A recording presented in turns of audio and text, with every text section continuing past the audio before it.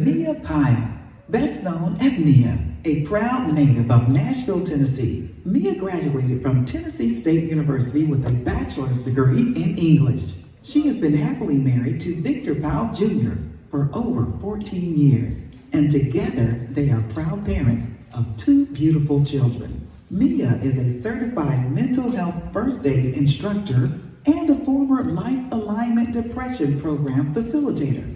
She is deeply passionate about combating mental health stigmas and empowering individuals to handle mental health crises. As a survivor of abuse, she courageously shares her own struggles and victories with depression and suicidal thoughts, inspiring and educating others along the way. Let's clap our hands and give a warm welcome to Mia Pyle as she takes the stage. Good morning. Welcome to the Undiabetic Conference. I am so excited to be here with you this morning. You have made one of the most important decisions of your life. By choosing to come to this conference, you have set in motion a change that will not only affect you, but your entire family. Now listen, I love a good story. What about you? Anybody out here love a good story? You love a good story, right? And so we are all here because we want to know more about our health. We want a change. We realize that something needs to happen. And I'm here to share a little bit of my story with you, okay? So you said you love a good story, and I want to tell it to you. Listen, do you see that picture? Oh my. I had to make sure that I put a before on there, right?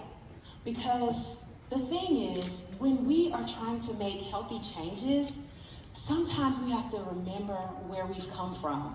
Is anybody with me? You have to remember, where have I come from?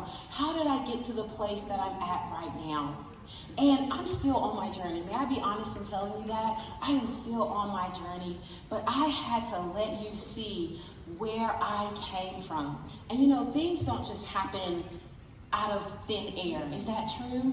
Right? When we think about where we've come from, some of the situations that we've had in our life, we can understand why we may have made some of our choices. And so I want to talk to you about that a little bit. You know, we're talking about the 7 mindset habits to becoming undiabetic. One of the biggest things that I have had to face as a mental health first aid instructor is the need for a plan. All right? A need for a plan. Because guess what? I got to those pictures because I did not have a plan. I was a person who suffered from a lot of trauma. And I know right now that I'm not the only person. I suffered from depression, a major mental health breakdown. It was so bad that I found myself in a behavioral health hospital. It's what some people in our community might call the crazy house, right? You know, the place where people go and they talk to themselves and they don't know whether they're coming or they're going. Well, I found myself there. And you know what? I couldn't believe it. Because for me, I believed in prayer, I believed in fasting, I believed in the power of God, and yet there I was in a mental health hospital. And after I got out, I didn't have tools. I didn't know what to do with the traumas of my life. Some of you have been there. Some of you are there. How do I know? Because statistics tell us that 1 in 5 people actually battles with their mental health. 1 in 5. So if it's 1 in 5, how many people live in your home? How many people live in your church? How many people are in this room? Well, I don't know about you because I'm not here to, come down your street and get in your business. I just want to tell you mine in hopes that you will be able to gain something from the journey that I'm on still now. I would cope with my depression with food. Anybody else? Yeah. Right, okay, I felt a little too bougie to smoke personally, I didn't want my breath to stink. I didn't like the idea of drinking alcohol. Honestly, I thought I was a little too uppity for some, social drugs that are out there. So guess what I chose? Yes, cookies. How did you know? You've been watching me? Yes, cookies were my best friend. They were my friend in the morning, my friend in the evening, on my way to bed. And you know what?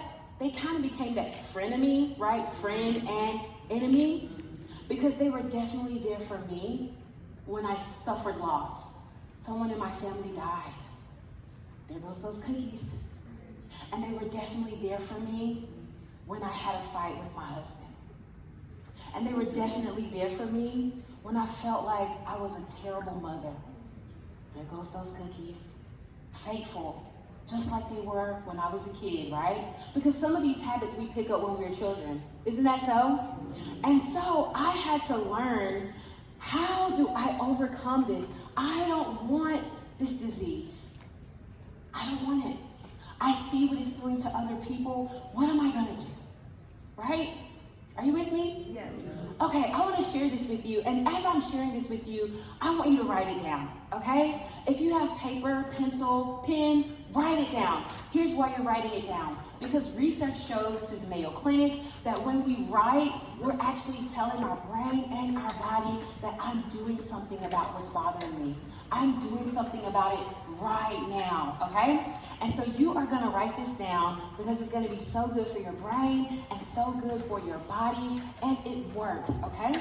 And so let's go to our first mindset habit. Now, I want you to think about this in P's, okay? You remember that song, some people say, pass the peas, like they used to do. Hey, pass the peas, you remember that? Anybody heard that before? Okay, well, I'm gonna give you some P's, all right? These are 7 P's, 7 mindset habits that you're going to use. I am using them now. I'm gonna continue using them that are gonna help us.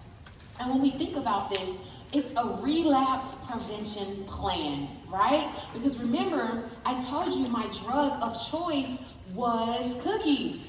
It was also cake and candy bars and, you know, a good pie, right? And so I had to come up with a relapse prevention plan, because sometimes if you're like me, you'll be going well for a while, right? Maybe 2 weeks, 3 weeks, even 6 months, and then trauma will happen, some problem will happen in your life, and you find yourself right back where you didn't want to be. Am I the only one? If you're with me, say, yes, Mia. Yes, Mia, yes, yes. And so our first P, because we're going to pass the P's like we used to do, right? Our first P is going to be permanent. Remember that this lifestyle change that we are making, and maybe for some of us it's starting today or it's restarting today, it's permanent. What do I mean by that? This is a lifestyle change I'm committing to. This isn't a 30-day diet. This isn't just because my daughter's getting married, so I've got to lose 20, 30, 40 pounds, right? I was in Walgreens the other day. Oh, was I supposed to say the name?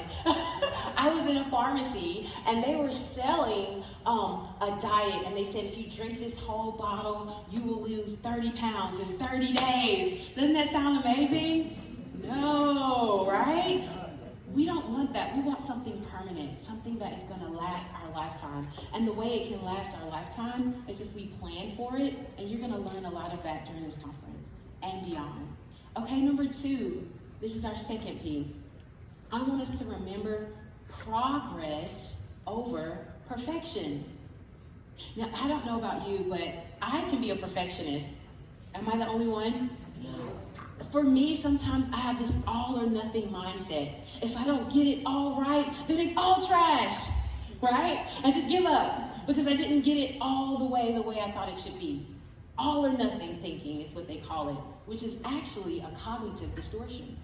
It is a lie that our brains tell us that if I didn't get it all right, then none of it matters. And so we are going to have the mindset of permanent, number 1. Number 2, progress over perfection. How can I do things here and there that are helping improve my health, okay? But we also want to remember that our messaging, what we say to ourselves, is super duper important, right? So I want to work on, if I do have a slip up, I don't want to go to that old message that my mom used to say. You're never going to get anything right. You're just like blank. Fill in the blank, right? Oh, here come the cookies, right? That negative messaging. I'm going to work on how I speak to myself. Instead of saying, you never get anything right, Mia, I'm now going to say, wow, Mia, you are going to get this right. Or, wow, Mia, you didn't make the choice that you wanted to make, but you get another chance, right? We're just going to figure out how we're going to have a better way of speaking to ourselves. Okay, let's go to number 3. This is super important. Our third P is possible. Everybody say possible. Possible. You know what? Sometimes when you're on the journey of your health, it can feel like it's impossible, right? It can feel like nothing is going to work. How do I know this conference is going to work, Mia? Do you know how many things I've tried, Mia? Do you know how many times I've tried to lose weight, improve my health? Do you know how many things I've done? It can feel impossible. But we want to take the mindset of it's possible. It is always possible. Okay? That's one of the things we learn in mental health is that recovery is always possible. It will look different for every person. Okay? Look at this quote. This comes from James Clear with Atomic Habits. And I just want to read it for you. It says, small habits don't add up, they compound. Hey, who could use some compound interest in their bank account, right? All right, I can use some compound interest in my health. And so remembering that it's possible is so important. Number 4, we're going to pick up where we left off. Pick up where we left off. This is important, especially for the perfectionists in the room. Let's say you've been on the journey and you've fallen off. And you're here, you're getting information, but maybe already in your mind you're thinking, well, I don't know if I can do it. You can absolutely do it. You not only can do it, you will do it. You will do it. You know why? Because you're going to pick up where you left off. Maybe where you left off was 2 years ago when you used to walk frequently, but now you don't. Maybe where you left off was journaling, making sure you were decreasing your stress. We're going to talk about that, right? And you've fallen off. But you're going to pick back up where you left off. And remember, you always can, okay? Our mindset, we can always pick up where we left off. We can pick it up again. Okay, let's keep going. We're on number 5. Everybody's got 5 on their paper, right? You're at 5? Good. Listen, this one's good. We are going to be purposeful. Purposeful. So for a person like myself who has engaged in binge eating, I have to remember now to be purposeful. Whether it's purposeful in how I make my plate, I'm craving something sweet. Okay, what am I going to eat that's sweet? It's going to take care of that craving, but it's going to be good for my body. Why am I actually craving something sweet? Am I missing connection? Did I feel rejected at work? Did my stress rise? I'm going to be purposeful, right? I'm going to be thinking about why I'm eating what I'm eating, and I'm going to enjoy it. Right? Sometimes it can be hard because we're so busy, we're on the go, but we can take the time to just savor our food and be purposeful. Okay, this one's huge. Can I be honest at the conference? Thank you. Pressure-proof your life. Pressure-proof your plan. When I think about pressure, I think about stress, right? I think about the number 1 killer of people's diets, of people's good intentions, of even your very life. It's stress. It's the one thing that can derail you like none other. And if I had to be honest, it has derailed me before. That's stress. So we have to pressure-proof ourselves. When you think about fireproof, right? When a person fireproofs their home, they understand that a fire could happen.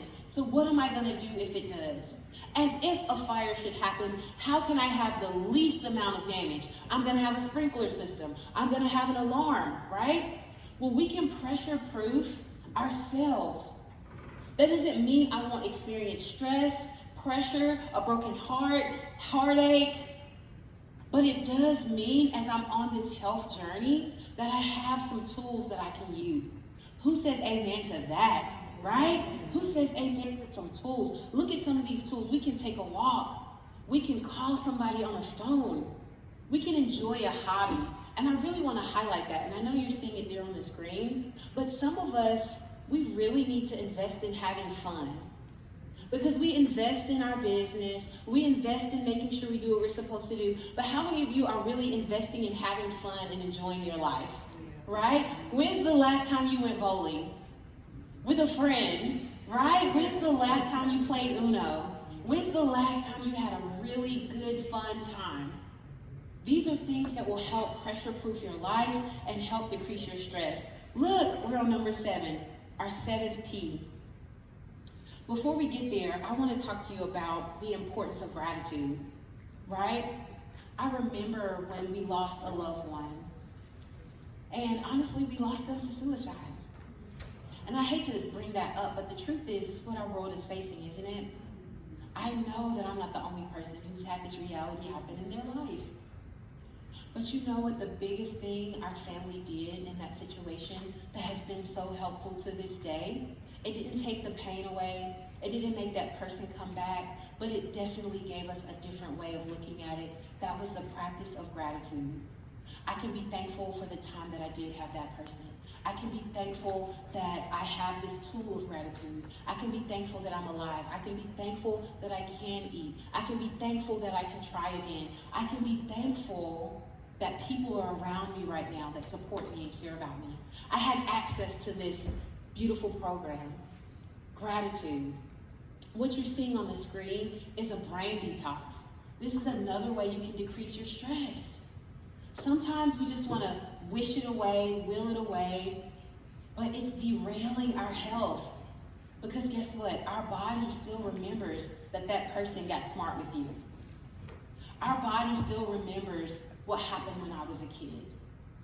But if we can find ways to detox our brain, it will help us in detoxing our body. How about that? And so I hope that you will engage in this brain detox. It's completely free. You can take a picture of the QR code. You can go to the website. It's completely free. You can use it, okay? And it's beautiful. I don't want to take up the time to go through it, but it's a wonderful way. Just like you need to use the bathroom every day, your brain does too, right? Number 7, our last P. Our last P is really important, just like all the others. Pick your people. Pick your community. Who are the people that are going to be around you that support your goals and are non-judgmental? That's really important, right? Because some of us have people around us, you eat that cake again? Right?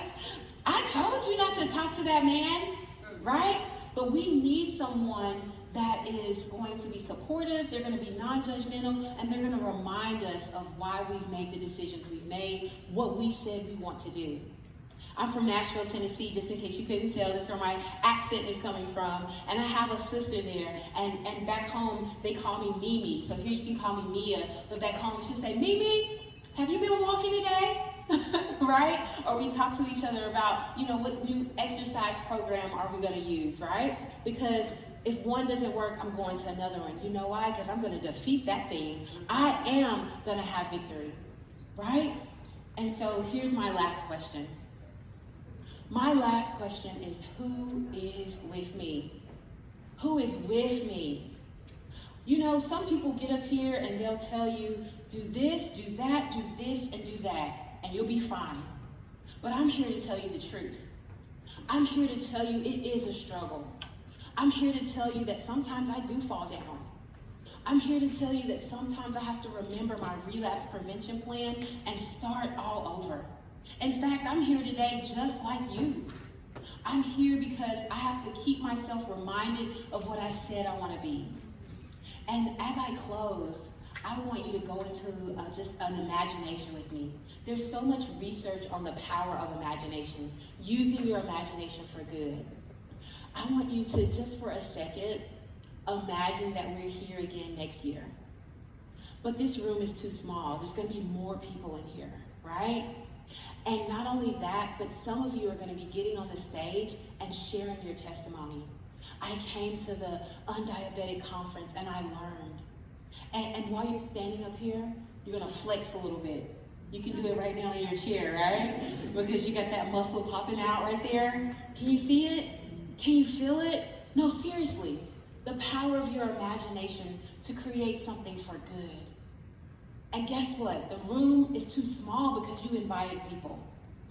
I want you to imagine that everything that you learned today, you're going to be putting at least 2 or 3 of those things into practice today. And you're going to add to it. You're going to habit stack. You're going to work on changing your environment because guess what? It's not so much willpower. Did you know that? It's not about, I've got to will myself to do it. If I punish myself enough, I'll do it. That doesn't work. What works is actually changing your environment. When you go home, what can I change that reminds me of my goal, of what I really want? So you're going to be up here, and I'm going to be down there, and I'm going to be crying tears of joy. And I'm going to be like, I remember you. I saw you at the conference last year. Wow, oh my God, your numbers are what? Get out of here. And you're going to barely recognize me also, right? Because I'm going to look different. Because I will have continued in my mindset journey as well. And you're going to be like, Mia, you said we, wow. This isn't hocus pocus. There is a scripture that I love. And it says, as a man thinketh, so is he. Right? And we're women in here as well. So as a woman thinketh, so is she. If we use our imagination for good, we see it before we get there. Yeah, I see you. I see you. I see your calves. I see you. Who's with me? If you're with me, can you raise your hand? Yeah, I see your hands. I see your hands. I'm so excited to be on this journey with you. And may the Lord bless you. I'm going to look around and see if there's anybody that has any questions of Mia. Mia has gone through an amazing journey in her life. The things that she has gone through, the edge that she was on, and she related beautifully. Do you agree? Yeah. She related beautifully. I was on the edge of my seat. Was anybody on the edge with me? Yeah. I was on the edge of my seat because I wanted to hear what she had to say next. What was it? I have a question. What was it that took you to the edge? Wow. So thank you for asking that. You know, things compound, right? Just like good things can compound, bad things can compound. So one of the things that was really hard for me to resolve mentally was the abduction of my sister. I had a sister, she was 13, and she had been abducted. And so people took her away, did all the evil things. We actually got her back alive. But I don't know about you, but as a family, we didn't know how to deal with that. We didn't have plans. We didn't know how to reconcile. Yeah, we didn't know what to do. And so that's one of the biggest things I think that led me to the spiral of binge eating and purging and all of the things. So as you were binge eating, you're eating, and I saw the pictures, and so you were gaining weight. Absolutely. And you were eating. Did it solve any of your problems? Thank you for asking that. So that's a tricky one, right? Because yes and no. And that's the hard thing with using food as a drug, right? Because when a person uses a drug, they feel better, right, for that moment. But it stabs you in the back at the same time. And so that's what would happen. It would decrease the pressure. However, it would add to my midsection, right? Add here and there. And so it also was causing me to be ill. So you had to deal with a lot. Absolutely. So it didn't help you, it kind of took you in a different direction. Absolutely. It created another problem. Using food to cope caused another problem. Just another problem on top of it, right? Almost like a cycle. Like, yeah, I helped you, but not really, you know? Yeah. Did you feel anyway, I said I was going to ask y'all some questions. I'm over here asking all the questions myself. Anybody have any questions? Can't see. Anybody? Oh, yes. Good morning. First of all, I Good want to morning. say thank you. You are beautiful and stunning. Oh, thank you. You made the statement that willpower doesn't work. That's right. At what point did you realize that? Thank you. Let me repeat myself. First of all, I want to say you're stunning. Thank you. You're beautiful, and thank you for coming today. You gave me a lot of good information. But one thing that you stated when you said that willpower doesn't work, I'm like, wow. Because so many times we hear you gotta have willpower. This doesn't work because you don't have willpower. That we need to change something different. So in my mind, I'm like, I'm going to throw those potato chips away when I get home, throw them away. But at what point did you realize that willpower didn't work and that was the issue? Right, and so if you think about it, how many of us, we use willpower. So willpower is not a long-standing motivator for change, right? Because I can will to do a lot of things, but even the companies are aware of this. So think about when you go to the store, they're gonna put the things that they want you to buy at your eye level, right? Makes sense? So you can see it, right?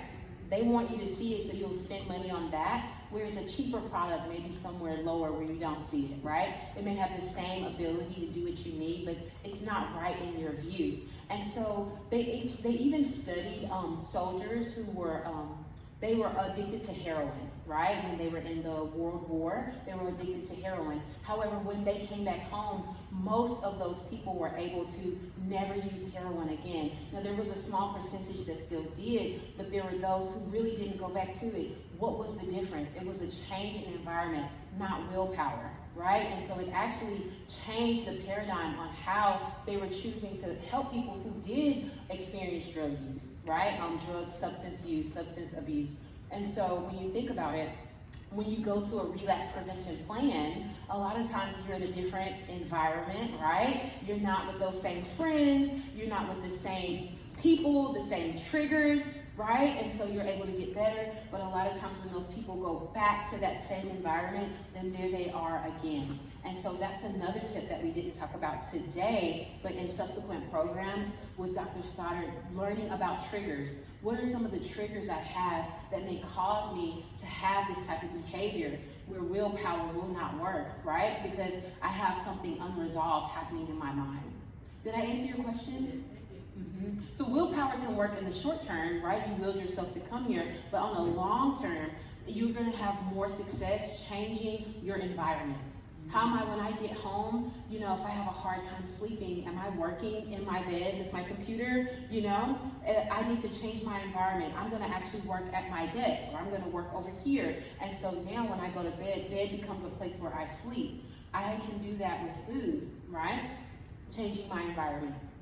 And I'm talking about food because that was my drug of choice, but honestly, some of us, we have a control issue. We control people, and that's how we deal with our stress. But stress still raises our numbers and can cause diabetes, right? It really can. Yeah, so I'm talking about food, but there are other things that can, because some people are like, well, I'm healthy, you know, I eat well, but I still have these numbers. Well, what about your stress? In what other ways is stress showing up in your life that might be derailing your best efforts? When you talk about environment and changing the environment, like the food environment, like what should your cupboard look like? Mm-hmm. And maybe we'll be asking a question like that to Brenda Davis, who's our nutritionist. Yeah, I was going to say, I'll stay in my lane and let her cover that lane. Yeah, so we're talking about changing the environment. So we change what the pantry looks like. Yes, right? We might change what's in the refrigerator. Absolutely. So when you go to the store, you don't go to the middle store aisles. You don't go to the middle store aisles. You walk around the perimeter of the grocery store, right? Because what do you find in the perimeter of the grocery store? All the stuff that's better for you is on the perimeter of the store. When you go inside the aisles, you're getting sodas, you're getting chips, you're getting cakes and cookies and pies, right? But when you go on the perimeter, except if you go to Publix, there's bread over there. But if you keep going past the bread, in the back, right, there's all this fresh produce. And if you keep going around, there's some frozen food, right? So you're going around the perimeter of the store instead of down the aisles of the store. And I love that you're saying that. And I think what I want to definitely hit on is the environment of your mind, right? Because the environment of your mind is going to be whether or not you choose that aisle, right? Because I don't care where it is, I'm going to find it. I remember when I was addicted to chocolate, I'll steal my husband's card if I had to get that chocolate because I just need to feel better. So if I can start to change the environment of my mind, are there actually relationships that I'm a part of that are causing toxicity and therefore derailing my choices, right? Because I'm running for that bread and the butter, or I'm running for that thing because I don't know how to tell this person no, right? I have a boundary issue. I don't know how to say no when I need to, and so my schedule is so full that now I can't make time for exercise. Not that I can't, but I don't, because I need to learn how to have better boundaries with my time. What about relationships with people? Is there someone that I actually need to forgive? Right? Like I needed to forgive the people that abducted my sister because that was derailing my health. Does that make sense? My environment mentally needed to change. I needed to take Amber Alert off my phone, right? Because it wasn't, when my mind is well, I can see all the chocolate in the world and it's not an issue for me, right? You can wave it right across my nose. I don't care. But let that Amber Alert come on and I haven't learned how to deal with that. Right? Amber Alert when a child has gone missing. Well, when I don't know how to deal with that pressure, I will find my drug. It doesn't matter where you put it. Make sense? And so that's the part that I'm kind of speaking about because a lot of times that symptoms going to the food is a symptom of something deeper. Right? So it's internal. Yeah. Something you have to change Yes, internally. absolutely. And I'm speaking this from a place of on the journey. So I don't want, you looking at me, I'm like, yes, I'm on the journey with you. God is blessing me. He's showing me how to now deal with the stuff. And so I get to share it with you as I'm implementing as well. Does that make sense? Yeah. So if you see me somewhere, be like, Mia, I remember you. Is there a trigger happening for you right now, Mia? Have you changed your environment? Right? Okay, in love, of course, right? Because that's really going to help us so much. So a community is what you're speaking of. A community, yeah, you can look out for each other, right? Of course, choosing your community is going to be important because there's people in your community that if they ask you, what are you doing with that candy bar? You're like, I'm eating it. And what, right? But there are other people in your community that if they ask you because of the relationship that you have with each other, right? Like if she asks me that, it's gonna feel different from Dr. Stoddard than maybe another person that you're why I'm eating this candy bar. Not really, but you know what I mean? Like I'm trying to figure out how to deal with you. Does that make sense? Yes, it does. Okay. Yes, you have a question? Yes. Can you talk a little bit about the guilt that a person might have and the self-criticism that comes because in my field, a lot of times maybe somebody is planning to take a walk, but they don't do it that day, and then the next day, then the next day, and the next day comes up. And I'd like you to maybe connect it to journaling and self-positive affirmations. Oh, that's so good. That's good. That's juicy. I'm so glad you brought that up. That's juicy. That's Juicy. juicy. That's so juicy. That's some juicy fruit, right? Man, that is so good. I love that you talked about guilt. So in a study that we were doing, we found out there are two types of guilt. There is, for the sake of our discussion, there's necessary guilt. I have done something that was not good, and I have guilt about it. And then there's unnecessary guilt, right? I feel guilty for something I don't need to feel guilty for. And so when I think about guilt and making changes, I want us to consider that in our discussion with ourselves, right? Consider, am I experiencing a guilt that maybe someone is guilting me, right? And now that's why I'm making this decision? Or is it something that I actually need to resolve, okay? I made a bad decision. These are the results of that decision. I acknowledge that I've made this bad decision. I'm going to do what I can. I'm going to do what I can to rectify the situation because some things are out of our control. We make a decision, we don't know what the impact of that will be. But what I can do, I will commit to trying, and I will have to trust the rest. I will have to trust the rest to my higher power, to God. That's how I resolve guilt. She talked about journaling, which is so powerful because remember that's what we were kind of engaged in a writing exercise, right? We were writing down what we need to do. And so journaling is a great way to identify what's happening on the inside of our minds.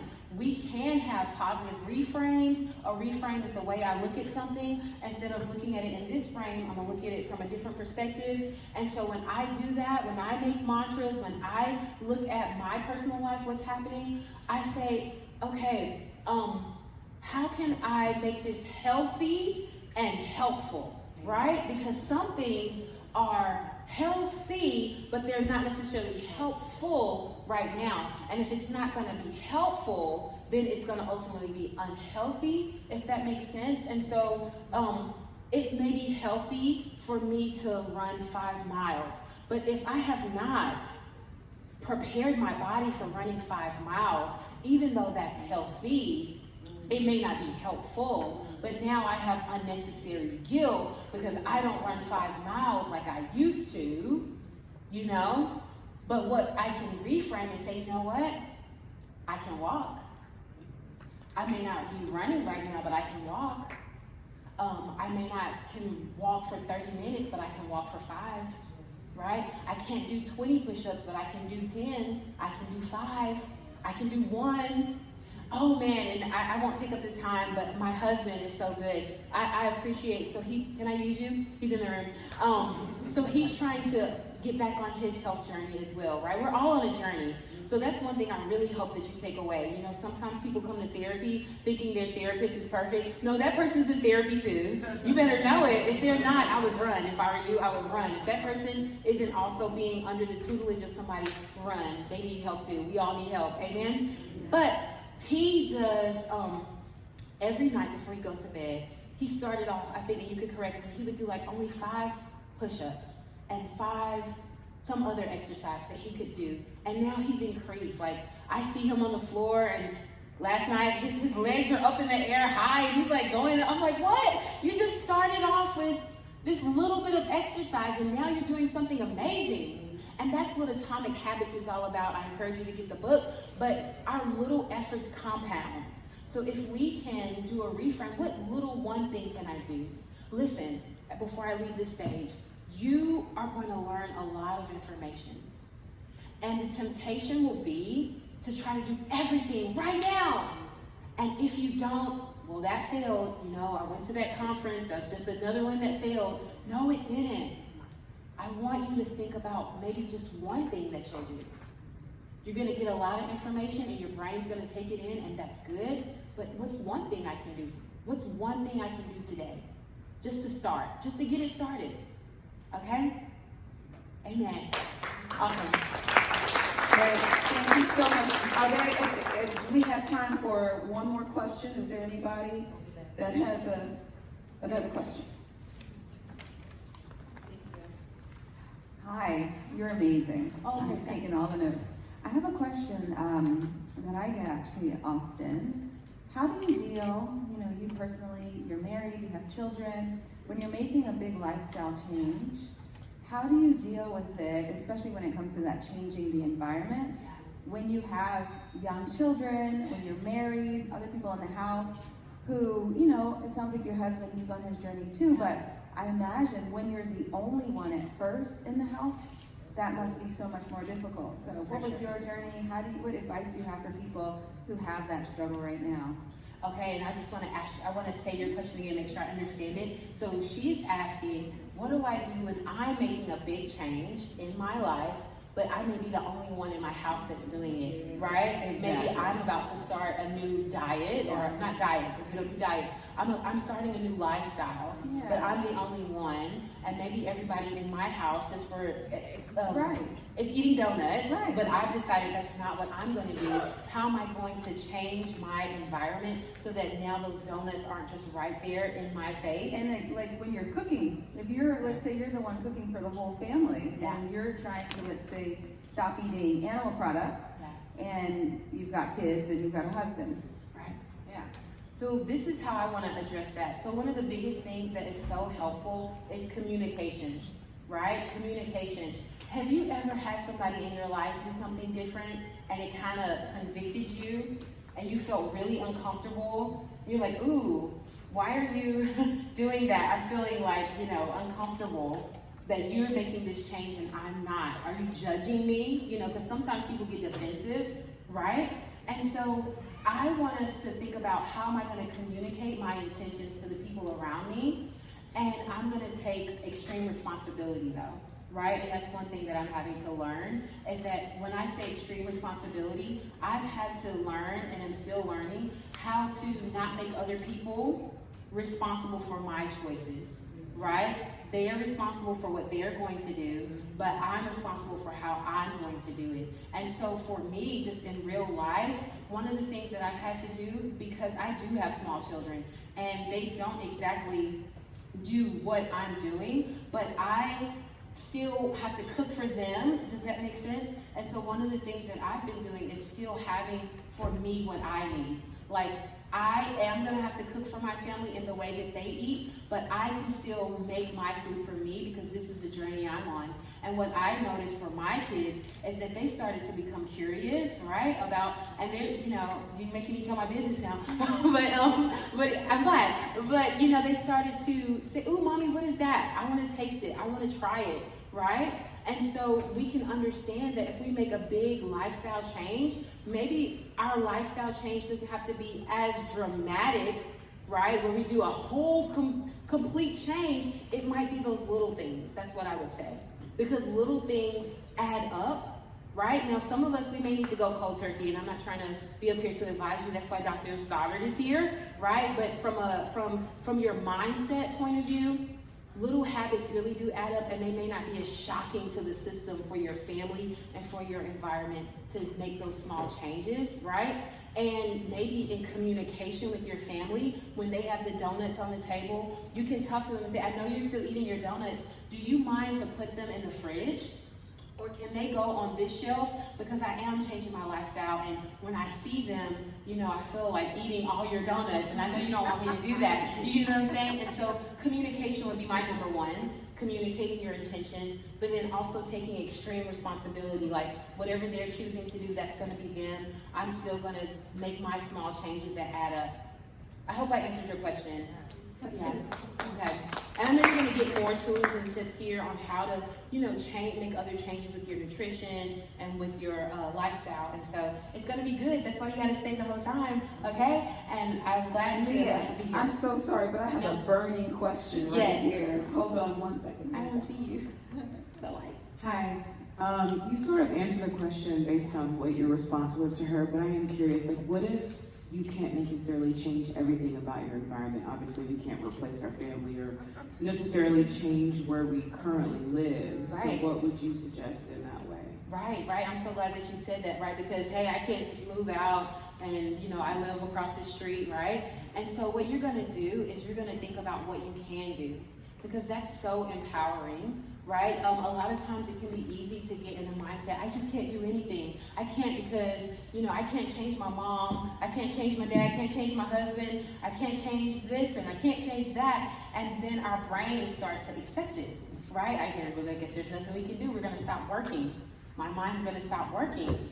But if I start to think about, okay, well, what can I do? You'd be surprised on what your brain is going to come up with for your specific situation. And so, I remember with my husband, I was telling him, man, I can't seem to get a handle on my schedule. I'm really busy. I'm always traveling. I can't seem to get a handle on it. And then I was like, wait a minute, I gotta use my tools. What can I do? Ooh, you know what? If I get up at 4 in the morning, if I get up at 4 in the morning, my kids aren't up, my husband isn't up, that's actually when I might be able to exercise, have some quality personal time, and do some planning, right? And so then I started doing that, and it was working, and then I fell off because some late schedule, something happened, and then it was like, oh man, but hey, guess what? I can pick up where I left off, that P. And so consider that, when your brain is wanting to tell you, well, I can't really do it, say that's not true. That's a cognitive distortion. I can do it, and I'm going to think about what's one small thing I can do. What is one small change I can make in my environment? In the book, Atomic Habits, he talked about, man, some of us don't have the privilege of saying, this is going to be my office, and this over here is going to be where I play and do recreation in the house, and over here is going to be the only place I eat. Maybe where we live is a one-room apartment. This is all we have. So can mindset says, okay, this chair over here is going to be where I actually do my assignments. It's a small apartment, but I'm going to use this chair. This chair will be where I do my homework, and this chair will be where I eat, and this chair will be where I do my exercise. I hope that's making sense, like the principle of what small thing can I do, because your brain is amazing. We've been fearfully and wonderfully made, and so you are reprogramming your brain when you reprogram your environment with that little change, right? Maybe in your kitchen, you're used to baking. I love to bake, right? But now I'm gonna make it harder for me to get to I'm not gonna even buy it, right, Dr. Stoddard? I'm not gonna buy it. But if I was somewhere, right, I'm gonna make it more difficult in my house to get to those particular items by either not purchasing them, or I know I'm gonna, this is a small habit where I only wanna do this once a year. I'm gonna make those little changes, like the flour's gonna be in the back of my pantry, right? Or I'm gonna change by not using this flour, I'm gonna use a different one. Or I'm gonna use this ingredient instead of that, like little things, if that makes sense. And I do want to stay in my lane with ingredients. I know other people are coming up. They're gonna talk to you about that. But does that make sense for the person that asked that question? So because your question was, if I can't change my environment, if I'm understanding you correctly, we can always do something. There's something that we can always do. We just have to really let our brain sink into I can, and what is that? Very. One more question. This will be. We still got time. I know you said about communication, but you have to be also very careful how you communicate. Absolutely. Yeah. Because, for instance, if a woman say to her husband, "We need to talk," he's gone. But on the other hand, if you simply say, "Hey, honey, would you try this?" And you say, "Oh, this is nice," but you season it a little more. That's, to me, that's open and say, well, okay, he's open-minded to it. He just wanted to season it, something so he could accept it. Your environment, you can't really, a lot of times if you change your environment, it's a lot harder to do because you can't get rid of the kids and you ain't gonna get rid of the husband. So sometimes it'd be easy. I think the vegetarian and vegan do more damage to the process. We really communicate it to other people who are not. I love what you're. Because don't force it down me. Yeah. Encourage me. I'll quickly give in if you encourage me. My mother always said, yeah, people say you can't change people. Yes, you can. A woman can change a man if she knows what she's doing. Because my mother always tell me a whale is the strongest fish in the sea. Its weakness is it doesn't know. Ooh, that's so good. Okay, it doesn't know. So, yes, a woman can change a man if she knows what she's doing. My wife she's been changing me ever since I got to know. I love what you're saying about That's the why I'm communication. here. Yeah, I love what you're saying about the communication. I'll tell you one more quick story, and then I know that we'll probably go on. So, and this is also coming from a book that I love, as you can tell, Atomic Habits. So there was a physician, and she wanted to change the people in the hospital, how they ate, and also their health. But she wasn't going to tell them about it. She wasn't going to tell them, hey, I'm here to change your health. You're eating like this. Let me show you these pictures of your biles because you're not clearing them. She didn't do all of that. This is what she did. With her research team, she went into the cafeteria and she started putting more water right there when you check out. So all the sodas and stuff like that were still in the cafeteria, but now there was more water in there too. And not only that, there was more water when you are gonna buy your food. And there was water over here where you're gonna order whatever food you're gonna eat. She didn't change the food, she just put water there. And they found in their research that the amount of water people were drinking went up by like 20-something%, maybe 25%, and soda purchases went way down. You see that? And so I just want you to think about, because sometimes when we think about going back to the environment change, well, I'm looking at what I have versus what I could add, right?